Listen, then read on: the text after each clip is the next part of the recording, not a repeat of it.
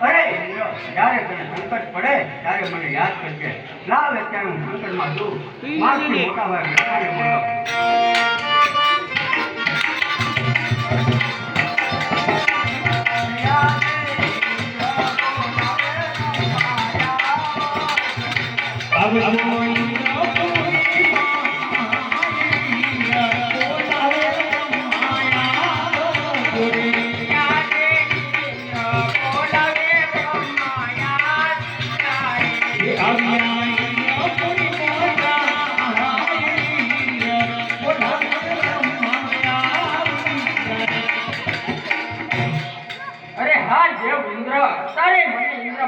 બોલાવવાનું કારણ અરે હા દેવ બ્રહ્મા તમને ઇન્દ્રપુરીમાં બોલાવવાનું એક જ કારણ પેલાના હજાર વર્ષ સુધી તપ કરતા છતાં મારા ઇન્દ્રને કાંઈ કરતા આ કોઈ સારા માતાનો માની આવે ફક્ત સારા 3 દિવસની અંદર આખું મારું ઇન્દ્રને બોલાવી નાખ્યું છે.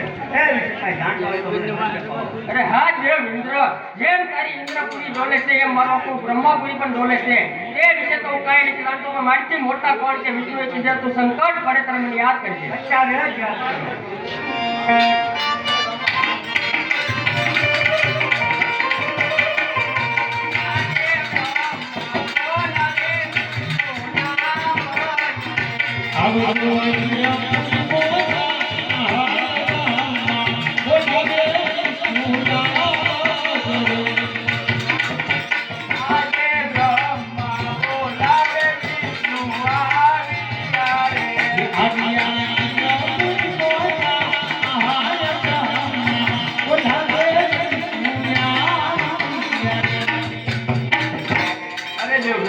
અત્યારે મને ઇન્દ્રપુરીમાં બોલાવવાનું કારણ દેવ ઇન્દ્ર બોલાવે.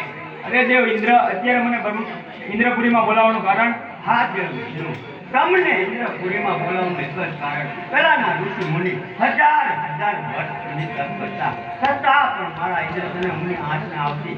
આ કોઈ સારા માતાનો માની આવે ફક્ત સારા 3 દિવસની અંદર આખો મારું ઇન્દ્ર બોલાવી નાખ્યું છે. એ વિશે કઈ જાણતો હોય તો સંજય બાબા. આ વિશે હું કશું જ નથી જાણતો. અરે દેવ વિષ્ણુ આ વિશે કોણ જાણે છે? દેવોના દેવ ભોળાનાથ જાણે છે. અત્યારે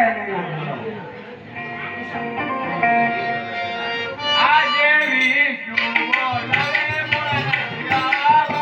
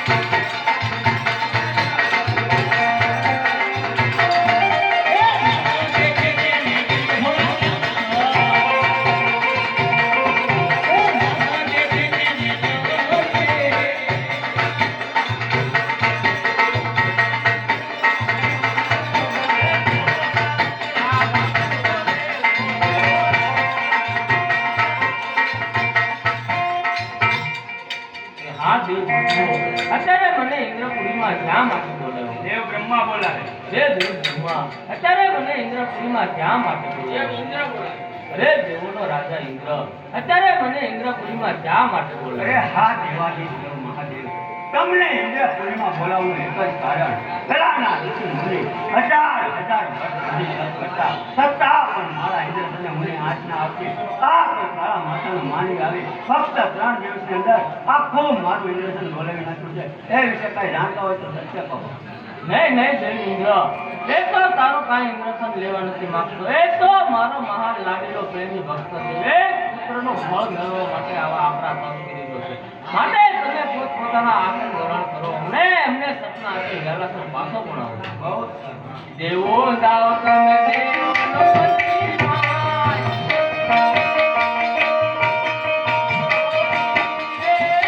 દેવો જાઓ તમે દેવોનો પતિમાય.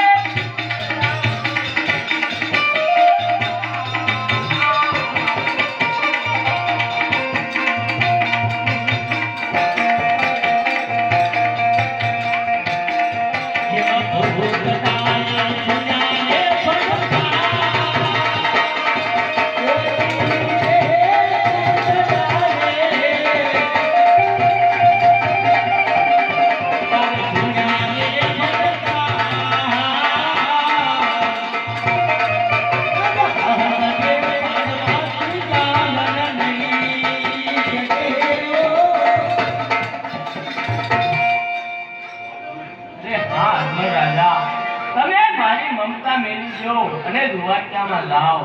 દ્વારકાના રણછોડરાય જરૂર તમારા દુઃખ દૂર કરશે, કારણ કે શંકર કોઈનો પુત્ર થયો નહીં અને સાથે પણ નહીં.